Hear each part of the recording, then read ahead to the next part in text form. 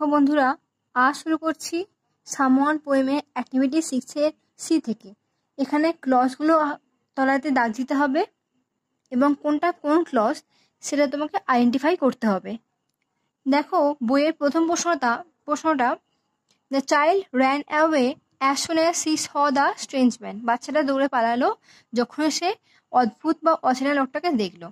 এখানে দেখো এই যে as soon as she saw the strange man, এটা হবে কি না টাইমিং বলছে, তো এটা হবে কি না অ্যাডভার্বিয়াল ক্লজ।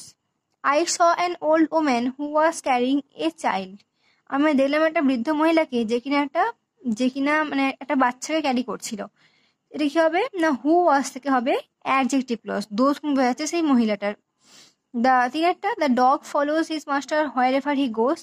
কুটা তার প্রভুকে ফলো করে, অনুসরণ করে যেখানে সে যায়। হোয়ার এভার হি গোস এটা হবে কি না অ্যাডভার্বিয়াল ক্লজ, আবার সেই প্লেস দেখাচ্ছে এখানে। We all we all thought that it would not rain today. আমরা সবাই ভেবেছিলাম যে কি ভেবেছিলাম that it would not rain today, যে কি দিয়ে প্রশ্ন করছি। উই অল থট আমরা সবাই ভেবেছিলাম, কি ভেবেছিলাম না যে বৃষ্টি হয়তো হবে না, তো এটা হবে কি না নাউন ক্লজ। এবার দেখো অ্যাক্টিভিটি 6 এর ডি, অ্যাক্টিভ ভয়েস আর প্যাসিভ ভয়েস। দেখো ফার্স্ট কোশ্চেনটা, India won the world cup in cricket recently. India world cup জিতেছে এই সম্প্রতি। The world cup in cricket recently was won by India.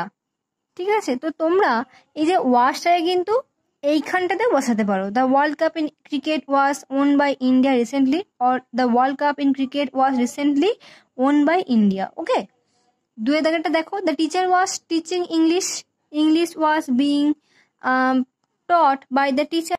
দেখো তিনেরটা, Rani is singing a beautiful song is being sung by Rani. চারেরটা, the wind blew away the rooftops of the houses were blown away by the wind. দেখো সাতের দাগে বাক্য রচনা করতে বলেছি, চারটে ওয়ার্ড দিয়েছে। উই মানে কি বলেছিলাম ছোট। Someone knocked at my window. Stirring, she felt a stirring of anger. Busy, I am very busy now. Dew মানে কি না শিশি, drops মানে ফোঁটা। Dewdrops were still clinging on the trees.